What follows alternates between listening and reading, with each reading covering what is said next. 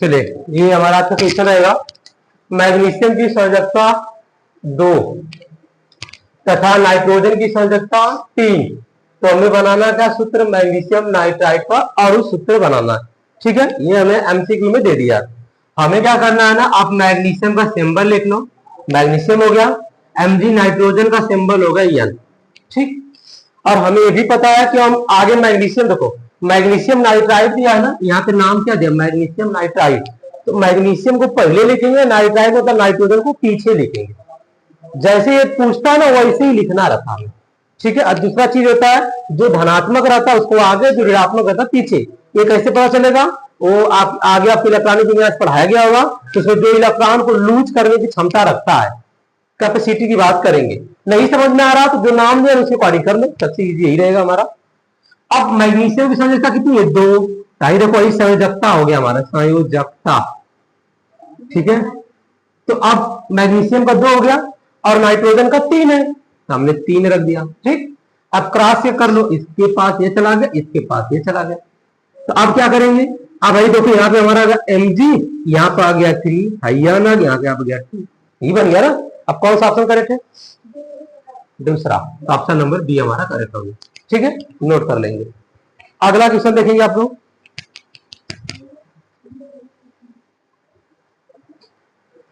तो ऐसे हमें सॉल्व करना रहता है।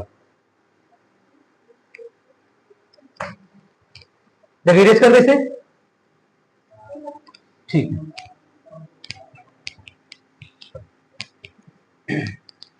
चलिए अगला क्वेश्चन हम लोग नोट कर लेते हैं।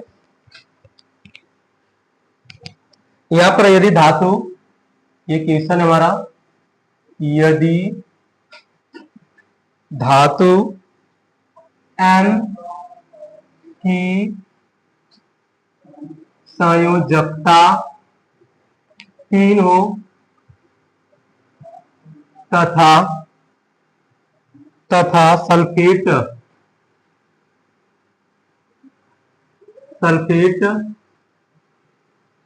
मूलक की संयोजकता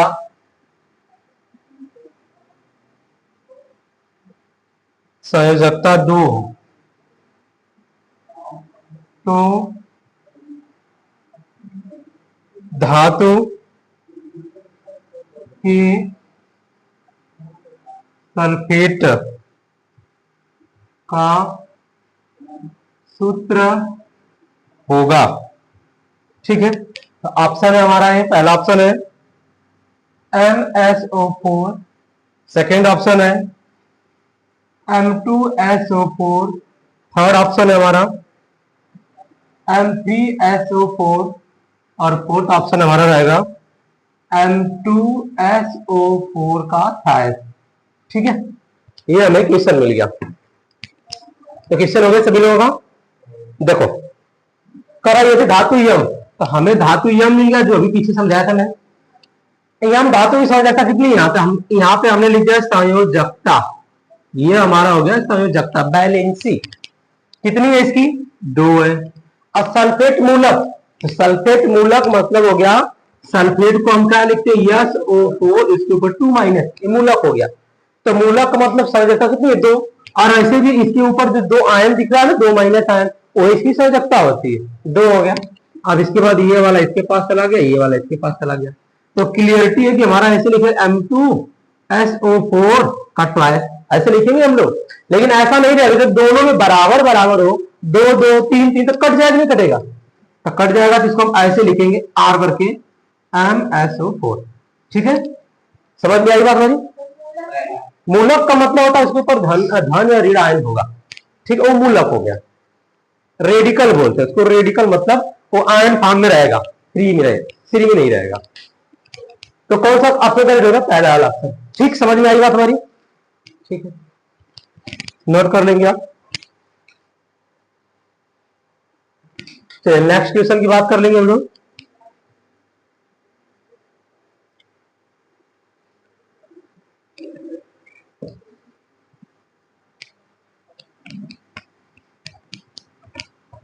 अब अगला क्वेश्चन करा मैग्नीशियम सल्फेट का मैग्नीशियम सल्फेट का आणविक सूत्र है। चलिए, आणविक सूत्र है, या तो आप याद रखिए या तो जैसे बता रहे थे कर लीजिए। ऑप्शन हमारा है MgSO4, सेकेंड ऑप्शन है Mg2SO4 का थायस, तीसरा ऑप्शन रहेगा हमारा Mg3SO4 का ट्वाइस, और चौथा ऑप्शन है हमारा MgSO4 का ट्वाइस। चलिए, ये हमारा मिल गया ऑप्शन। तो मैग्नीशियम सल्फेट का आणविक सूत्र है। आपको मान लो याद नहीं है, हमें याद करना भी नहीं है, हमें तो बस एक टूल से काम करना है कि हमें कैसे हमें बनाना, वो हमें सीखना। बाकी हमें अगर आप इसको याद करो तो हर कॉपी में बुक में आपको मिल जाएगा। ठीक है, तो देखो मैग्नीशियम सल्फेट दे दिया, तो हमें पता है कि मैग्नीशियम को हम क्या लिख सकते हैं Mg, और सल्फेट को हमारा सूत्र क्या होता है SO4 2 माइनस आयन होता है। क्लियर, बात समझ में आई? अच्छा, यहां तक हो गया। मैग्नीशियम का इलेक्ट्रॉनिक विन्यास निकाल हो गया, तो Mg का एटॉमिक नंबर होता है 12। अब 12 हो जाएगा तो इसका इलेक्ट्रॉनिक विन्यास 2 8 2। लास्ट सेल में कितना इलेक्ट्रॉन है? 2 है ना। तो मैंने बोला लास्ट सेल में मतलब अंतिम कक्षक में जितने इलेक्ट्रॉन है, अगर 1 हुआ 2 हुआ 3 हुआ तो उसकी वैलेंसी वही होगी। ठीक है, अगर जिसके लास्ट में 4 हुआ 5 हुआ 6 हुआ 7 हुआ, अगर ये वर्ड आया तो 8 में से घटा दो, वैलेंसी निकल जाएगी। तो यहाँ पे लास्ट में कितना 2, तो इसकी वैलेंसी कितनी होगी 2, यानी संयोजकता कितनी होगी? संयोजकता होगी 2, और SO4 की संयोजकता कितनी होगी 2। अब ये क्रॉस कर लेंगे, अब ये इसके पास ये इसके पास। ठीक है, तो आगे अगर लिखेंगे Mg2SO4 का 2, दोनों में 2 लगेगा ना भाई, इसका वाला इसके पास, इसका वाला इसके पास, अपना अपने पास नहीं रखना, हम शेयरिंग कर रहे हैं। क्लियर बात समझ में आई? तो आप देखो जब दोनों में बराबर बराबर हो जाएगा तो हम इसको ऐसे लिखेंगे MgSO4। क्लियर बात समझ में आई? ये भी अगर लिखा रहेगा तो ये भी करेक्ट होगा, लेकिन ये लिखा ही नहीं है, तो ऑप्शन नंबर हमारा कौन सा करेक्ट हो गया? पहला। ठीक है, तो हमें लर्न नहीं करना, हमें टूल्स पे काम करना। अगर आपको टूल्स मिल गया, टूल मिल गया ना कि जो नाम दिया उसका सिंबल लिख दो, संकेत लिख दिया मैंने, उसकी बैलेंसी कैसे निकालना वो बता दिया। एकदम लर्न नहीं करो, बस सीखना, हमें सीखने में आ जाएगा हमारा। नोट कर लो आप।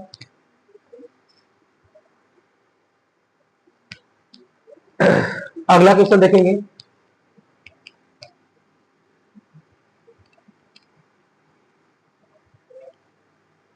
नेक्स्ट क्वेश्चन है बेरियम। बेरियम कार्बोनेट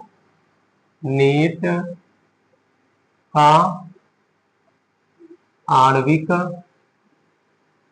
सूत्र है। ठीक है, आणविक सूत्र है। अब इसके लिए ऑप्शन क्या रहेगा?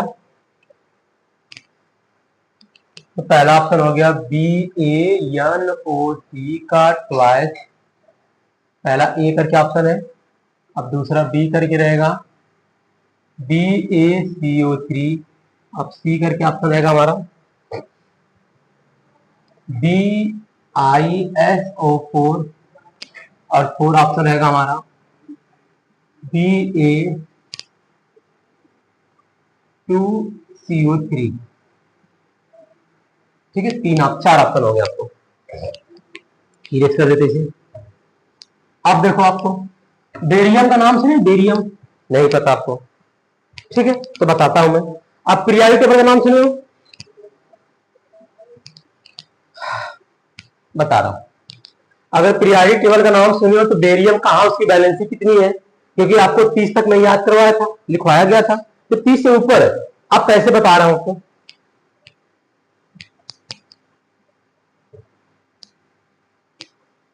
देखो आपको ऐसा ट्रिक नहीं जानते, जब हम पढ़ाएंगे आगे तो बताऊंगा आपको, पर ऐसे होता है। ऐसे लिखते हैं हम लोग, देखो लीना ना कर रब से फरियाद। ठीक है, फरियाद लिख दिया मैंने। लीना ना कर रब से फरियाद। तो लीना का मतलब ये लाई, ये सोडियम आ गया, पोटेशियम आ गया, ये रूबियम आ गया, ये सीजियम आ गया, फ्रांसियम है। पीरियोडिक टेबल में पहला ग्रुप यही होता है, इसके ऊपर हाइड्रोजन होता है, इसके ऊपर हाइड्रोजन, हाइड्रोजन का स्थान पहले वाले के साथ भी होता है, 17 वाले के साथ भी होता है। ठीक है, याद करने का ट्रिक रहता है। और दूसरा ट्रिक बता रहा हूं तुम्हें, बेटा मांगे कार स्कूटर बाप राजी। ठीक है, ये ट्रिक होता है याद करने का। बेटा का मतलब हो गया बीई, मांगे का हो गया एमजी, कार का हो गया कैल्शियम स्ट्रांसियम, बाप का हो गया बेरियम, और ये हो गया रेडियम। ठीक है, तो अब ये देखो, ये पहला ग्रुप हो गया, एक ग्रुप नंबर फर्स्ट बोलते हैं इसको, और इस वाले को ग्रुप नंबर 2 बोलते हैं। हमें क्या करना है ना, देखो ये यहाँ पे बेरियम है, अब यहां तक हमें लग रखना नहीं, हमें ट्रिक टूल्स पे काम करना, ये करना सिखा दूंगा आपको। ठीक है, तो आप देखो, अब ये इसमें जितने भी एलिमेंट रहेंगे सबकी वैलेंसी 1 होगी। जितने भी, इसका यही क्वालिटी है पीरियोडिक टेबल पढ़ने का हमें, कि इसमें जितने भी एलिमेंट रहेंगे ना सबकी वैलेंसी 1, और इसमें जितने भी एलिमेंट होंगे सबकी वैलेंसी क्या होगी 2। अभी मैग्नीशियम के बारे में पढ़े थे, अभी बेरिलियम का इलेक्ट्रॉनिक विन्यास निकालेंगे तो बेरियम का होता है 4 होता है, 2,2, लास्ट में 2 मिला, वैलेंसी 2। इसी तरह सबके लास्ट में 2 2 आएगा तो वैलेंसी 2 होगी। क्या इतनी बात समझ में आई हमारी? तो ऐसे हम याद रखते हैं। ठीक है, तो आप क्या करोगे, जब इसे सॉल्व करोगे कौन सा हमारा आ जाएगा, भाई बेरियम आ गया। अब इसकी संयोजकता की बात कर लेंगे, तो इसकी भी संयोजकता कितनी आ गई, 2 आ गई। और कार्बोनेट, कार्बोनेट का पता होगा CO3 2 माइनस आयन होता है, मतलब इसकी भी वैलेंसी कितनी आ गई, 2। ठीक है, ये तो पता है ना कार्बोनेट। अब ये इसके पास चला गया, ये वाला इसके पास चला गया। ठीक है, अब दोनों बराबर बराबर है, तो Da2 CO3 का ट्वाइस कर लो। अब दोनों बराबर है ना, तो हम इसको ऐसे लिखेंगे DaCO3। कौन सा ऑप्शन? ऑप्शन नंबर बी है। क्या इतनी बात समझ में आई हमारी?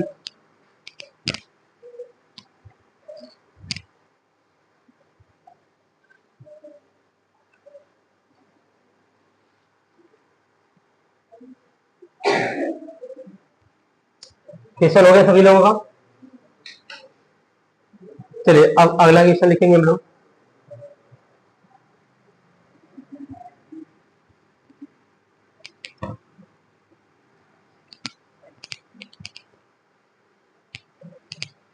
नेक्स्ट क्वेश्चन है हमारा, AlPO4 में AlPO4 में Al की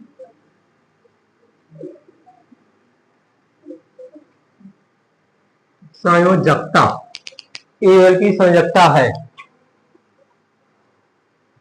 Al की संयोजकता है।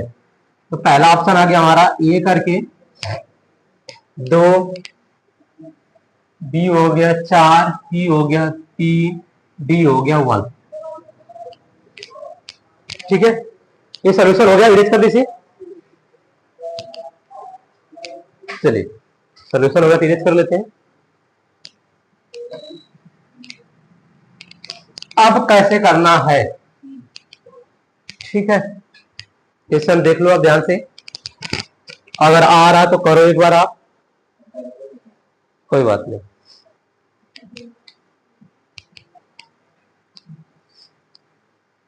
ओके, Al का हमें संयोजकता निकालना है, PO4 का हमें पता होना चाहिए तभी Al का निकल पाएगा। ठीक है, देखो 2 तरीके हैं, दोनों तरीके से आपको बता रहे हैं। एल्युमिनियम है, तो एल्युमिनियम का एटॉमिक नंबर कितना होता है? 13 होता है ना। तो इलेक्ट्रॉनिक विन्यास कितना होगा? 2 8 3, हाई 3 आ गया ना, तो इसकी वैलेंसी कितनी होगी?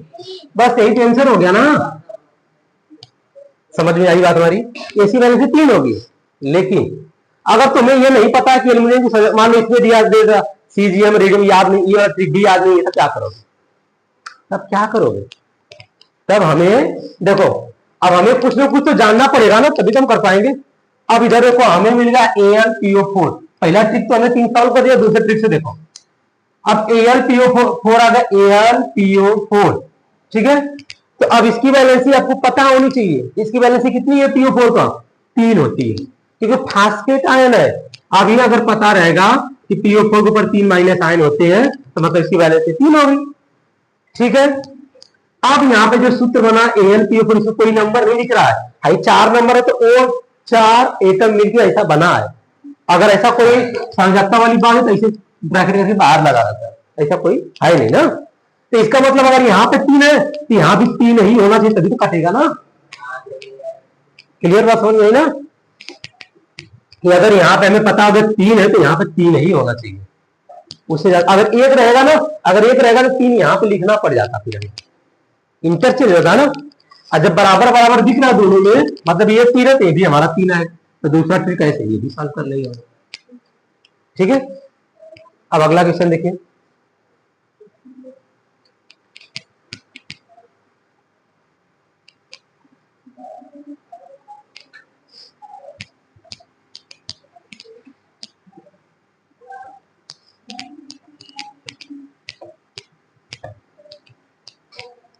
चलिए अगला क्वेश्चन हमारा है CuSO4 में कॉपर की संयोजकता है। चलिए पहला ऑप्शन होगा 1, दूसरा 2, चलिए ए करके लिखे थे, ये हो गया हमारा बी, ये हो गया सी में 3, डी में हो गया 4। अब कॉपर सल्फेट में कॉपर की संयोजकता है, ठीक है। वही क्वेश्चन फिर आ गया हमारा जहां से हमने सीखा था। आपको दे दिया CuSO4, तो Cu अलग लिख लो, SO4 अलग लिख लो। आपको तो एक पता होना चाहिए ना, SO4 का पता होना चाहिए, तभी तो कॉपर निकाल पाओगे। तो हमें कॉपर पूछो तो इसका पता होना चाहिए, इसका वैलेंसी 2 होती है, ठीक है। इसकी 2 होगी, और यहाँ तो कोई भी नंबर नहीं दिख रहा है, तो मतलब 2 होगी तभी तो कटेगा ना, नहीं तो नहीं कटेगी। इसकी वैलेंसी कितनी होगी, 2, 2 हो गया। उससे भी कॉपर की वैलेंसी आपको 1 लिखवाया गया और 2 ही लिखवाया गया होगा, तो यहाँ पे 2 है। फर्स्ट अगर रहेगा ना फर्स्ट नंबर, तो 2 इसके पास दिखता। अगर आप यहाँ पे 1 नंबर लिख दोगी तो 2 इसके पास, ये ऐसे बनता Cu2SO4, ऐसे बनता, लेकिन ऐसा तो नहीं है ना, इसलिए।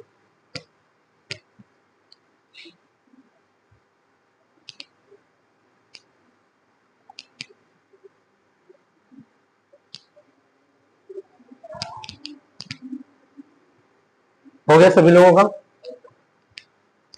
इरेज कर दे इसे।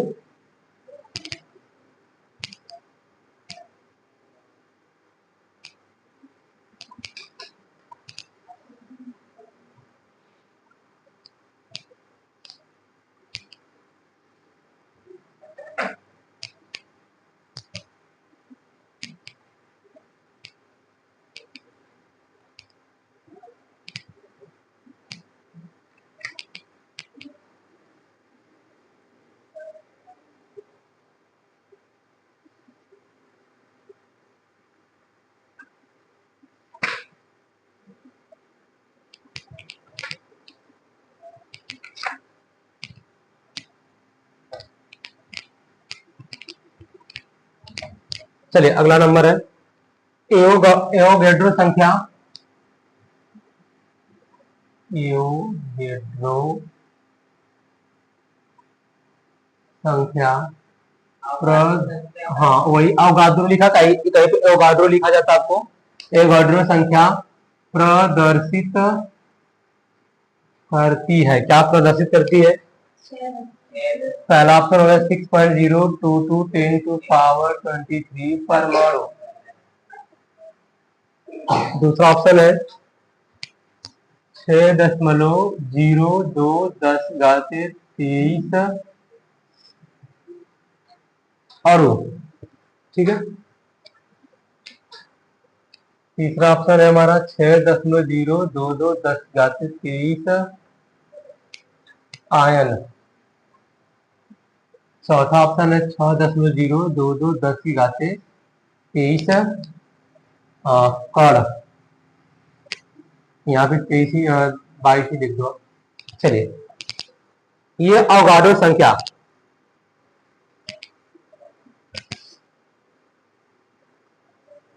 हाँ सब में दो दो 6.022 आई लिखा गया परमाणु, अणु, आयन और कण।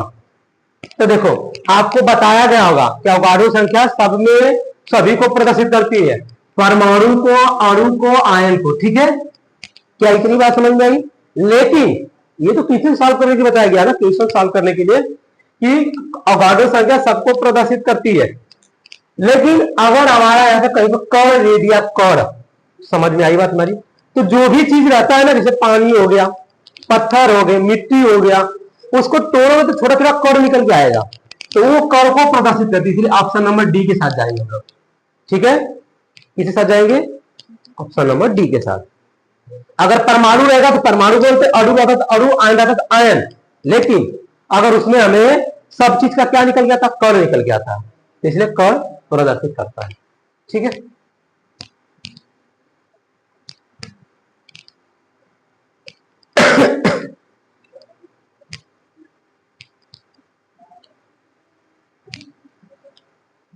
चलिए हो गया सभी लोगों का।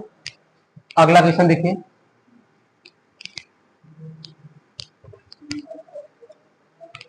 इसमें कह रहा है आपको अणुओं की संख्या सर्वाधिक है।